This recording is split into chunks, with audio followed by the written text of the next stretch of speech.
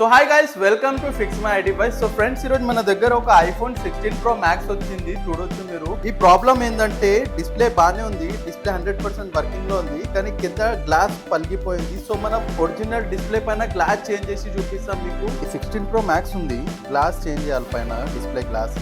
ఎంతసేపు అవుతుంది మనకి? 1 hour టైం పడుతుంది. సో ఫ్రెండ్స్ చూడొచ్చు, 1 hour లో ఫోన్ రెడీ అయిపోతుంది. రెడీ కాగానే మీకు చూపిస్తాం గ్లాస్ ఎట్లా ఫిక్స్ అయింది.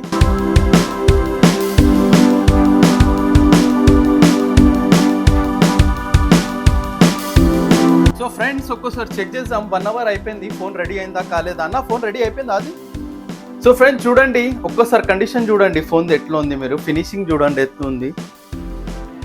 మొత్తం క్రాక్ ఉండే అది ఇట్లా వెళ్ళిపోయింది. ఫినిషింగ్ చూడండి, మొత్తం ఒక బ్రాండ్ న్యూ ఫోన్ లాగా కనిపిస్తుంది. అదే 16 Pro Max ఉంది, చూడొచ్చు మీరు.